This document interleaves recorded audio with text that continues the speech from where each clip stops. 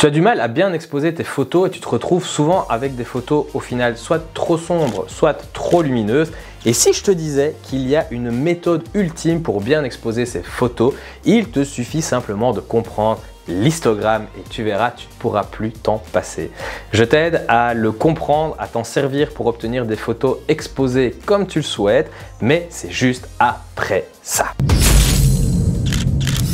Et si c'est ta première fois ici, moi c'est Jonathan et cette chaîne est destinée aux créatifs de l'image photo et vidéo qui veulent se développer ainsi que leur activité. Donc si ça t'intéresse, n'hésite pas à t'abonner, à nous rejoindre pour partager et grandir ensemble. Alors l'exposition en photo, c'est honnêtement une base. Avoir une photo exposée comme tu le souhaites, vraiment va permettre une meilleure lecture de l'image. Donc maîtriser l'exposition, c'est pouvoir prendre des partis pris esthétiques, pouvoir faire d'une image ce dont tu as envie et mettre en lumière certaines parties de ton image ou en masquer d'autres. Bref, c'est une base technique à absolument maîtriser. Tu sais que pour maîtriser l'exposition d'une photo, il y a bien évidemment le triangle d'exposition à connaître et à savoir utiliser. Donc tu dois être capable de gérer ton ouverture, tes ISO, ta vitesse d'obturation, etc. Chaque paramètre, tu le sais, influence sur les autres et ainsi de suite. Là, je ne t'apprends rien et si je t'apprends quelque chose, justement, dis-le moi en commentaire et je pourrais faire une vidéo dédiée au triangle d'exposition, il n'y a vraiment aucun souci. Donc tu sais que ces trois paramètres vont faire que ton image va être plus sombre comme ceci ou plus lumineuse comme ça. Sauf que si tu souhaites vraiment le contrôle, il te faut un moyen de mesurer l'exposition de ta photo et c'est là que l'histogramme entre en jeu.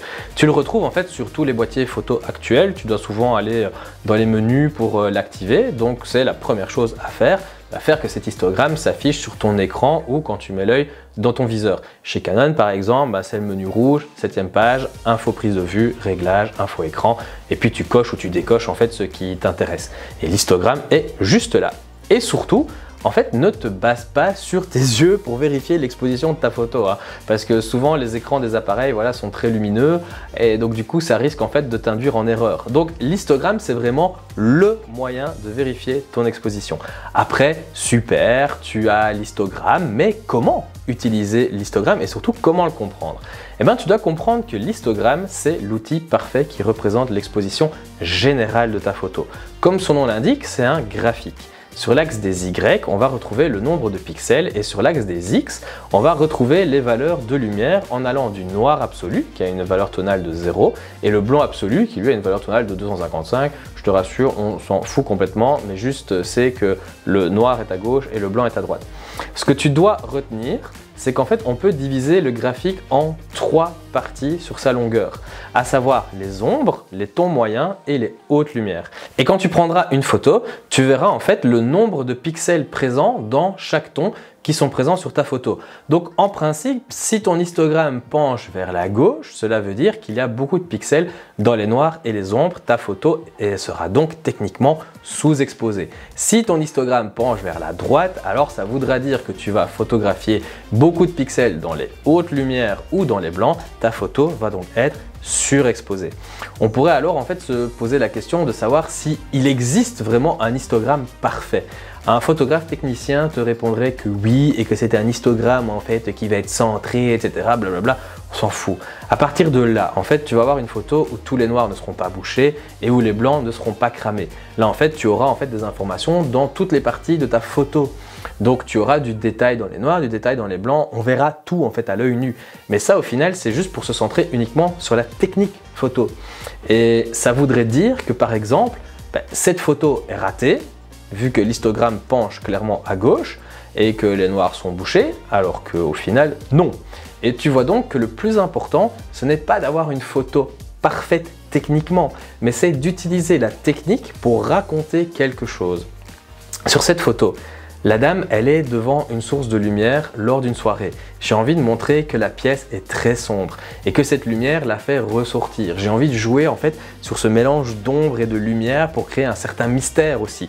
Donc le plus important, c'est l'intention que tu vas mettre dans ta photo et pas obtenir un histogramme parfait à chaque photo.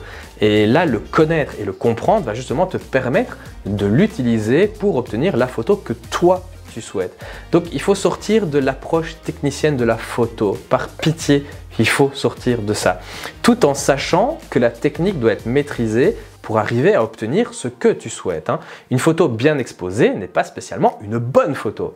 Un conseil que l'on m'a donné et que j'applique à chaque fois que je veux prendre des photos, c'est que dans des conditions de prise de vue difficiles, si tu veux obtenir le plus de détails, c'est mieux de sous-exposer que de surexposer. Parce qu'avec le fichier RAW, tu vas pouvoir récupérer beaucoup plus d'informations dans les noirs. Évidemment, tu dois shooter en RAW, mais ça, c'est la base, j'ai envie de dire.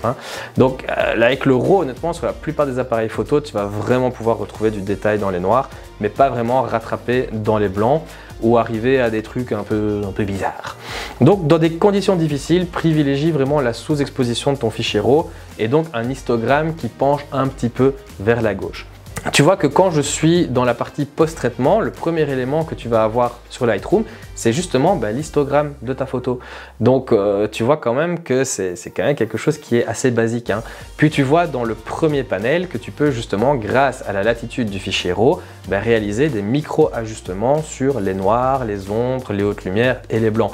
Donc même ici, la connaissance de la lecture de l'histogramme est essentielle même pour tes retouches, pour comprendre ce que tu fais justement dans la partie développement de ta photo.